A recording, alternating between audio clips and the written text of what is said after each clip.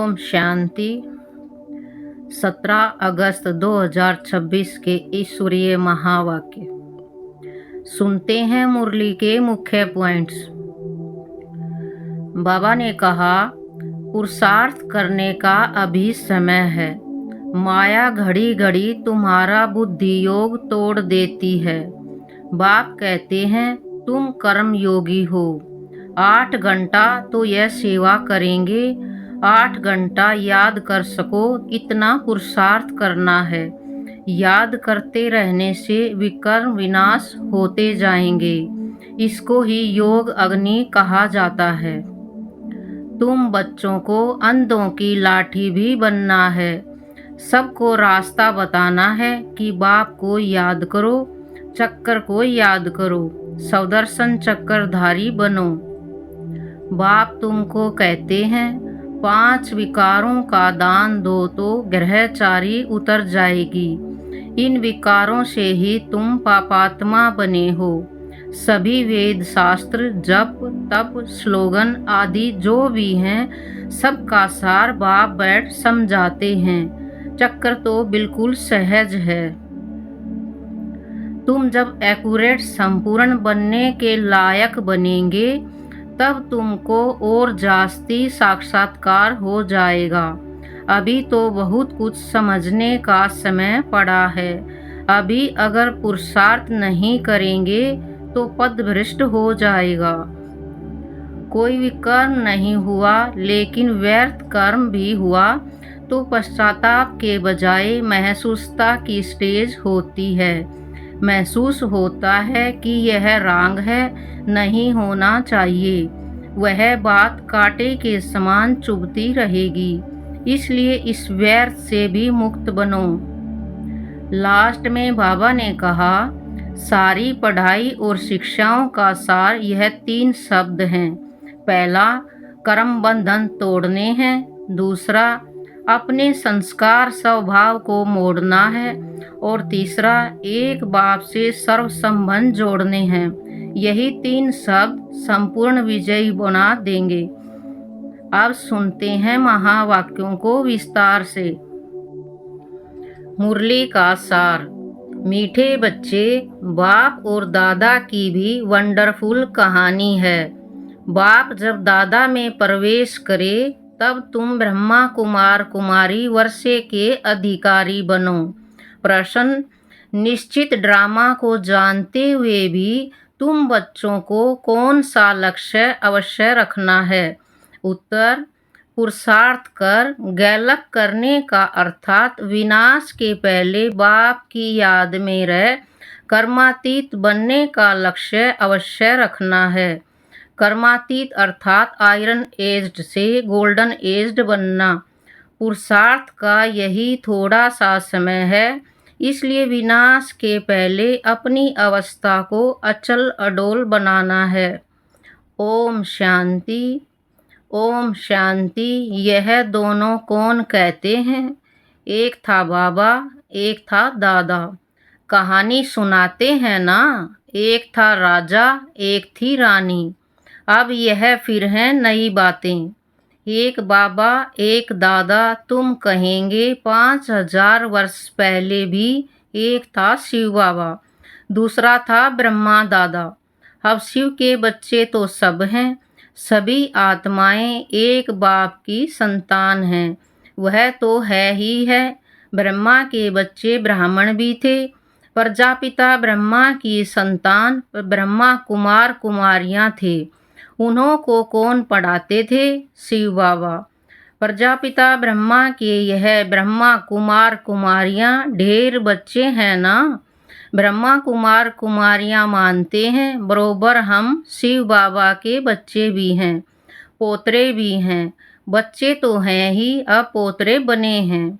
ब्रह्मा द्वारा दादे से वर्षा लेने। अभी तुमको दादे से वर्षा मिलता है, जिसको शिव बाबा कहते हैं। परंतु ब्रह्मा कुमार कुमारियां होने कारण उनको हम दादा कहते हैं। वर्षा दादे का है, ब्रह्मा दादा का नहीं। वैकुंठवासी बनने का वर्षा उस बाप से मिलता है। आधा कल्प वर्षा पाते हो, फिर तुमको श्राप मिलता है रावण से, नीचे उतरते आते हो। जैसे कि ग्रहचारी बैठती है नीचे उतरने की। अभी तुम बच्चे समझते हो हमारी ग्रहचारी राहु की दशा पूरी हुई। राहु की दशा है सबसे बुरी। ऊंच ते ऊंच बृहस्पति की दशा, फिर राहु की दशा बैठी तो 5 विकारों के कारण हम काले हो गए। अब फिर बाप कहते हैं दे दान तो छूटे ग्रहण। है तुम्हारी बात। उन्होंने फिर सूर्य चंद्रमा का ग्रहण समझ लिया है।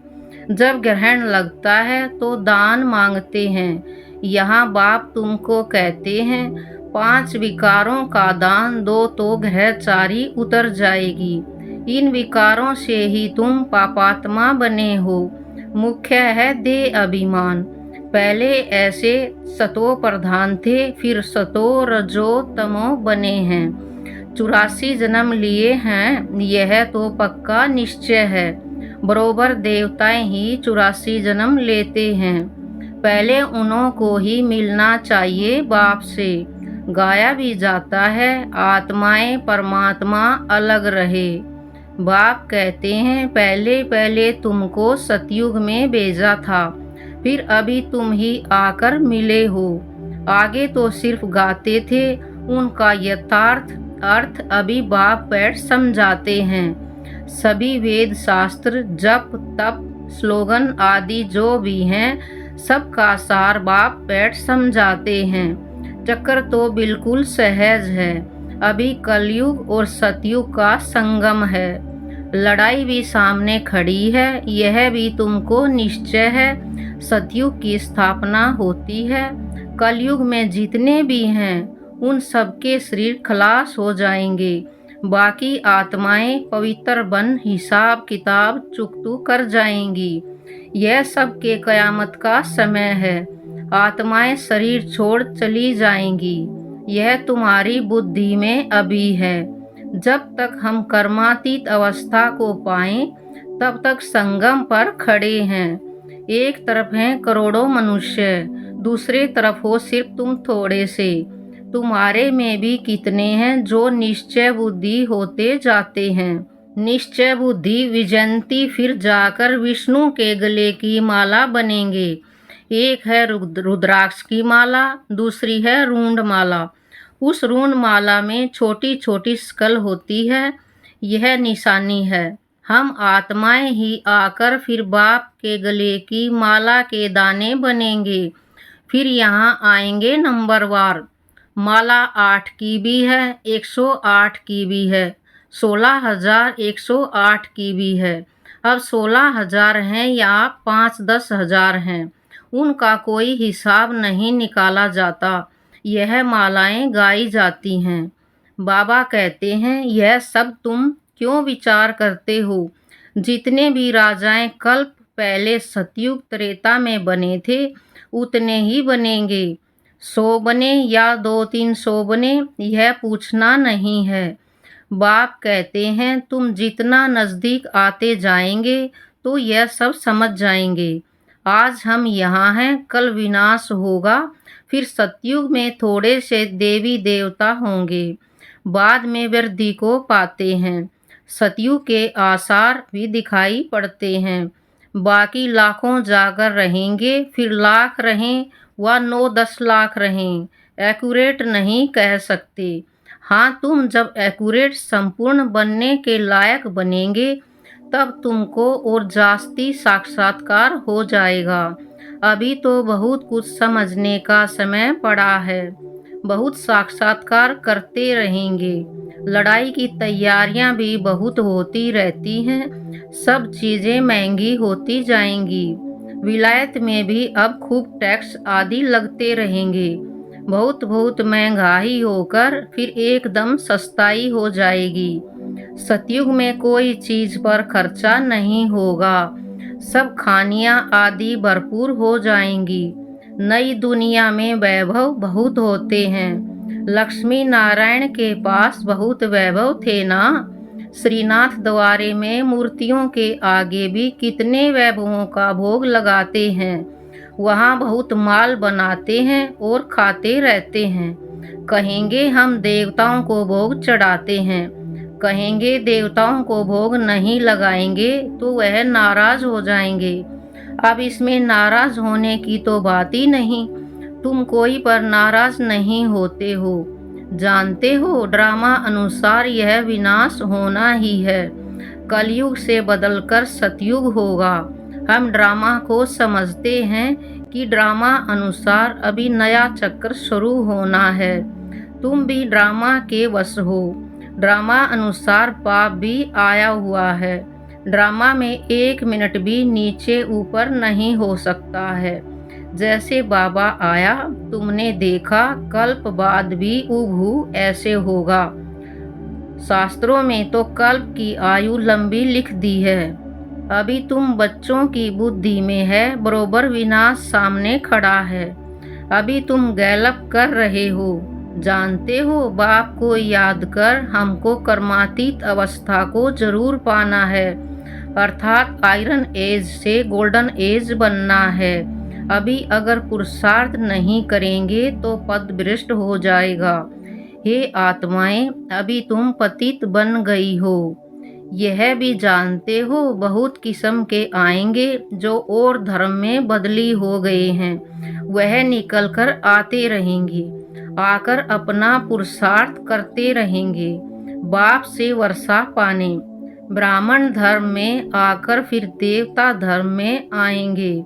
ब्राह्मण धर्म में नहीं आएंगे तो देवता धर्म में कैसे आएंगे? ब्राह्मण दिन प्रतिदिन वृद्धि को पाते रहेंगे। देखेंगे विनाश सामने आ गया है, यह तो ठीक कहते हैं, फिर वृद्धि होती जाएगी। ब्राह्मणों का झाड़ वृद्धि को पाकर फूल हो जाएगा, फिर वापस जाएंगे। देवताओं का झाड़ बढ़ेगा। अभी तुम संगम पर राजयोग सीख रहे हो। इस संगम को कल्याणकारी युग कहा जाता है। संगम का ही गायन है। गंगा सागर का मेला दिखाते हैं, वह सब है भक्ति मार्ग का। यह ज्ञान सागर और ज्ञान सागर से निकली हुई ज्ञान गंगाएं। ज्ञान सागर से पतित पावन अक्षर लगता है। वह समझते हैं पतित पावनी गंगा है और फिर गंगा में स्नान करते ही आते हैं। यह नदियाँ तो सतयुग से लेकर चलती आती हैं। आजकल तो नदियाँ भी कहाँ कहाँ डुबो देती हैं। प्रकृति भी तमो प्रधान, सागर भी तमो प्रधान हो पड़ा है। सागर थोड़ी सी उछल खाएगा तो सब कुछ खलास कर देंगे। सतयुग में सिर्फ हम थोड़े ही भारत में रहते हैं। यमुना के कंठे पर दिल्ली परिस्थान थी, फिर बननी है। सतयुग में थोड़े ही जीव आत्माएं रहती हैं, फिर धीरे धीरे आते जाते हैं। अभी है कलयुग का अंत। कितने ढेर मनुष्य हो गए हैं। बेहद का नाटक है, जिसको अच्छी रीति समझना है। भल कोई अपने को एक्टर समझते भी हैं, परंतु कल्प 5000 वर्ष का है, यह किसको भी पता नहीं है। कहाँ 84 जन्म, कहाँ 84 लाख। अभी तुम रोशनी में हो। तुमको बाप से वर्षा मिलता है। बाप कहते हैं मन मना भव। बाप को याद करना है। शिव भगवान वाच, भगवान की महिमा में और देवताओं की महिमा में बहुत फर्क है। बाप जो नई रचना रचते हैं उनकी महिमा है सर्वगुण संपन्न। अभी तुम ऐसे बन रहे हो। बाप की महिमा और इनकी महिमा में रात दिन का फर्क है। यह राजयोग है ना, गाया भी जाता है। भगवान राजयोग सिखलाते हैं। वह है निराकार, तो जरूर निराकार से साकार में आना पड़े। भगवान की इतनी महिमा है तो जरूर आना पड़े। उनका जन्म दिव्य अलौकिक है और किसका दिव्य जन्म नहीं गाया जाता, यह भी बच्चों को समझाया है। एक होता है लौकिक बाप, दूसरा है पारलौकिक बाप, जिसको ही भगवान कह याद करते हैं, और तीसरा है अलौकिक बाप। यह फिर वंडरफुल बाप है। जब पारलौकिक बाप बच्चों को अडॉप्ट करते हैं तो बीच में यह अलौकिक आ जाता है। प्रजापिता ब्रह्मा के कितने ढेर बच्चे हैं। शिव बाबा आकर ब्रह्मा द्वारा तुमको अपना बनाते हैं। कितने ब्रह्मा कुमार कुमारियां बनते हैं। लौकिक बाप को तो करके 8-10 बच्चे होंगे। अच्छा, शिव बाबा भी है पारलौकिक बाप, उनके तो अनेक बच्चे हैं। सभी आत्माएं कहती हैं हम सब ब्रदर्स हैं। अब इस संगम पर फिर अलौकिक बाप मिलता है। यह ज्ञान तुमको वहाँ नहीं रहेगा। प्रजापिता ब्रह्मा बाप मिलता ही तब है जबकि बाप आकर नई सृष्टि रचते हैं। तो यह अलौकिक जन्म हुआ ना, इनको कोई समझ नहीं सकते। वह लौकिक, वह पारलौकिक और यह है संगम युगी अलौकिक बाप। लौकिक बाप तो सतयुग से लेकर होते आए हैं। पारलौकिक बाप को वहाँ कोई याद नहीं करते। वहाँ होता ही है एक बाप। हे भगवान, हे परमात्मा कहकर याद नहीं करते हैं। फिर द्वापर में जब भक्ति मार्ग शुरू होता है तो बाप 2 होते हैं, संगम पर हैं 3 बाप। प्रजापिता ब्रह्मा भी अभी मिलता है, अभी तुम उनके बने हो। जानते हो यह अलौकिक बाप है। अभी तुम इन बातों को अच्छी रीति जानते हो और याद करते हो। अपने को आत्मा समझ बाप को याद करो। सतयुग में याद करने की दरकार ही नहीं। दुख में पारलौकिक बाप का सब सिमरण करते हैं। यह तो बिल्कुल सहज बात है। सतयुग त्रेता में एक बाप होता है, द्वापर में 2 बाप होते हैं। इस समय तुम अलौकिक बाप के बच्चे बने हो, जिस द्वारा तुम वर्षा लेते हो।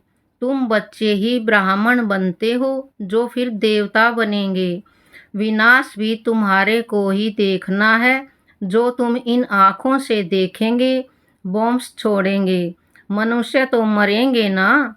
जापान में भी बॉम्ब छोड़ा, देखा ना कैसे मनुष्य मरे। अब यहाँ लड़ाइयाँ लगती रहती हैं। खुद भी कहते हैं हम तंग होते जाते हैं। 10-10 वर्ष तक भी लड़ाई चलती रहती है। बॉम्ब्स में तो चट्टी में सब खलास हो जाएगा। चिंगारी लगती है तो शहर नष्ट हो जाते हैं। यह तो बॉम्ब्स हैं, आग भी लगनी है। तुम बच्चे जानते हो बाप आए ही हैं स्थापना और विनाश कराने, तो जरूर यह सब होगा। पुरुषार्थ करने का अभी समय है। माया घड़ी घड़ी तुम्हारा बुद्धि योग तोड़ देती है। अजून तुम अडोल स्थिर कहाँ बने हो। कहते हैं बाबा माया के तूफान बहुत आते हैं। कोई तो सारे दिन में घंटा आधा भी याद नहीं करते हैं। बाप कहते हैं तुम कर्म योगी हो। 8 घंटा तो यह सेवा करेंगे। 8 घंटा याद कर सको इतना पुरुषार्थ करना है।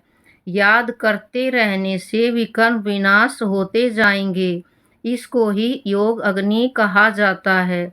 यह है मेहनत। गृहस्थ व्यवहार में रहते हुए सिर्फ याद करना है। यह भी बाबा बतलाते हैं कि जिन्होंने गृहस्थ छोड़ा है, बच्चे बने हैं, वह भी इतना याद नहीं करते हैं। घर में रहने वाले और ही जास्ती याद करते हैं। अर्जुन और भील का भी मिसाल देते हैं ना। मेहनत है बाप को याद करना और चक्कर को समझना है। महाभारत लड़ाई भी जरूर लगेगी। सतयुग में थोड़े ही लगेगी। तो तुम बच्चों को अंधों की लाठी भी बनना है। सबको रास्ता बताना है कि बाप को याद करो, चक्कर को याद करो, सवदर्शन चक्करधारी बनो। अच्छा, मीठे मीठे शकील दे बच्चों प्रति माता पिता बाप दादा का याद प्यार और गुड मॉर्निंग। रूहानी बाप की रूहानी बच्चों को नमस्ते। हम रूहानी बच्चों की रूहानी बाप दादा को नमस्ते नमस्ते नमस्ते। Good morning. शुक्रिया बाबा। धारणा के लिए मुख्य सार। पहला, कम से कम 8 घंटा याद में रहने का पुरुषार्थ करना है। अपनी अवस्था अचल अडोल रखने के लिए याद का अभ्यास बढ़ाना है, गफलत नहीं करनी है। दूसरा, यह ड्रामा बिल्कुल एक्यूरेट बना हुआ है, इसलिए किसी पर भी नाराज नहीं होना है, निश्चय बुद्धि बनना है। वरदान: तोड़ना, मोड़ना और जोड़ना, इन 3 शब्दों की स्मृति द्वारा सदा विजयी भव। तोड़ना, मोड़ना और जोड़ना, इन 3 शब्दों की स्मृति द्वारा सदा विजयी भव। सारी पढ़ाई और शिक्षाओं का सार यह 3 शब्द हैं। पहला, कर्म बंधन तोड़ने हैं। दूसरा, अपने संस्कार स्वभाव को मोड़ना है। और तीसरा, एक बाप से सर्व संबंध जोड़ने हैं। यही 3 शब्द संपूर्ण विजयी बना देंगे।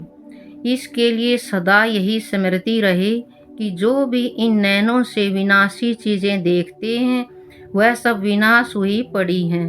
उन्हें देखते भी अपने नए संबंध, नई सृष्टि को देखते रहो, तो कभी हार हो नहीं सकती।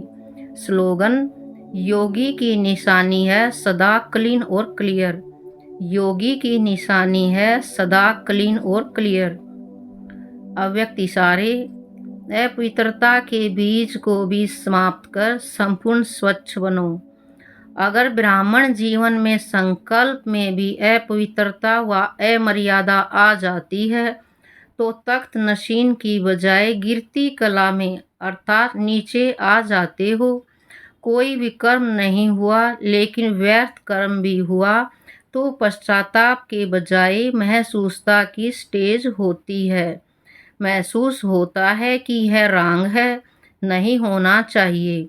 वह बातें कांटे के समान चुभती रहेंगी, इसलिए इस व्यर्थ से भी मुक्त बनो। अच्छा, ओम शांति।